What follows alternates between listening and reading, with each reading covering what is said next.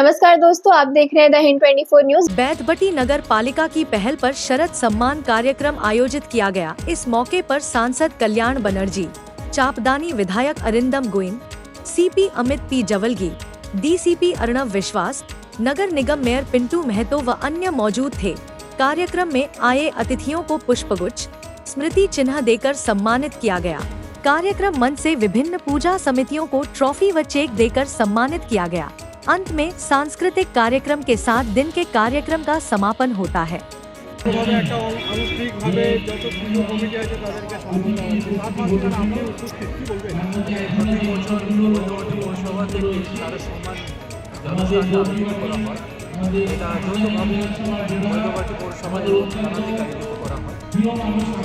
আপনারা সবাই জানেন গত 2-3 মাস থেকে পরপর যে পুজোর যে সময় কেটেছে এবং পর্বের যে কালটা কেটেছে এই সময় কিন্তু পৌরসভা এবং পুলিশের যৌথভাবে কাজ না করলে তাহলে এই অনুষ্ঠানটাও ভালোভাবে হতে পারে না। তো আমরা সবাই একসঙ্গে মিলে কাঁধে কাঁধে মিলে কাজ করি। আপনার আজকে বদ্রিপাটি পৌরসভার উদ্যোগে শারদ সম্মানের আয়োজন করা হয়। শারদীয় উৎসব বলি, এই শারদ উৎসব বাঙালির একটা আবেগের উৎসব। ভালোভাবে মিটে গেছে। বদ্রিপাটি পৌরসভা এবং পুলিশ প্রশাসন ভালোভাবে অ্যারেঞ্জমেন্ট করেছিল বলে এই পুজোটা ভালোভাবে হয়েছে। এখানে আমি মনে করব বদ্রিপাটি পৌরসভার কাজ সার্থক হয়েছে, সুন্দর হয়েছে। এবং শুধু তাই নয়, শুধু পুজো নয়, এনাদের আর একটা এখানে বদ্রিপাটি অঞ্চলে একটা পুজো হয়। বাবা তারকেশ্বর ধামের জল নিয়ে যেতে হয়, এখান থেকে তারা সেই জল নিয়ে তারা যায়। কয়েক লক্ষ মানুষ এখানে সমাগম হয়। সেই পুলিশ প্রশাসন এবং বদ্রিপাটি পৌরসভার পৌর সদস্য চেয়ারম্যান, ভাইস চেয়ারম্যান যারা আছেন, প্লাস এখানকার প্রত্যেক কাউন্সিলর সহযোগিতায় এরা সুন্দরভাবে সম্পন্ন করতে পারে, খুব পিসফুল হয়। তাদের নিশ্চয়ই আমরা ধন্যবাদ জানাবো। আমরা প্রতি বছরের মতন আমরা 2010-এ বোর্ডে আসার পর, তৃণমূল কংগ্রেস বোর্ডে আসার পর আমরা প্রতি বছরই আমাদের শহরে প্রায় 160টা পুজো দিয়ে শুরু হয়েছিল।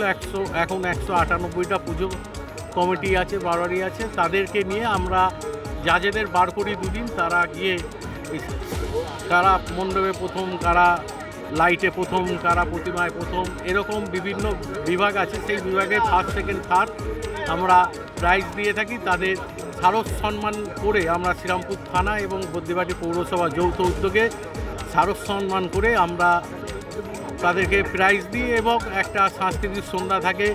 আর বছরে বোম্বের আর্টিস্ট ছিল, মোনালি ঠাকুর ছিল।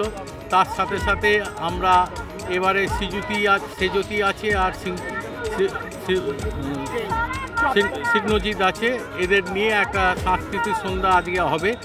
শহরের মানুষকে একটা ভালো সাংস্কৃতিক সন্ধ্যা আমরা আজকে উপহার দেবো।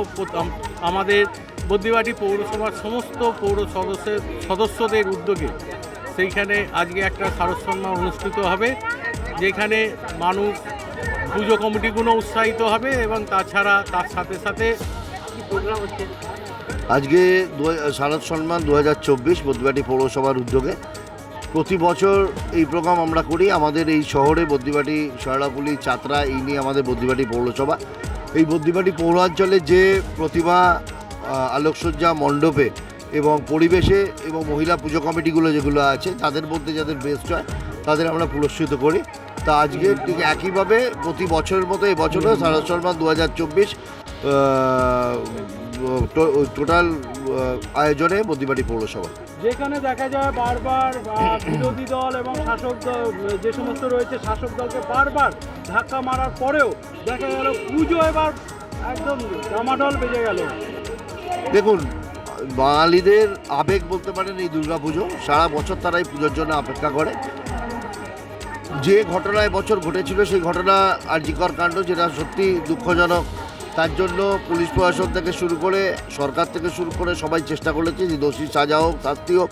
দাবি সকলের একটাই, কিন্তু দুর্গা পুজো যাকে কেন্দ্র করে সারা বাংলার মানুষ, ভারতবর্ষের মানুষ অপেক্ষা করে, যেখানে আজকে অর্থনৈতিক পরিকাঠামো যাতে আরও স্ট্রং হয়। যেখানে আমরা এবছরও দেখেছি যে মানুষের ঢল, সারা রাত ধরে মানুষ ঠাকুর দেখেছে, প্রতিমা দর্শন করেছে, তার সাথে কেনাকাটা, বাজার, দোকান, যেটা অর্থনৈতিক পরিকাঠামো আরো মজবুত হয়েছে বলে আমার দৃঢ়। ऐसे ही तमाम खबरों के लिए जुड़े रहिए द हिंद 24 न्यूज के साथ।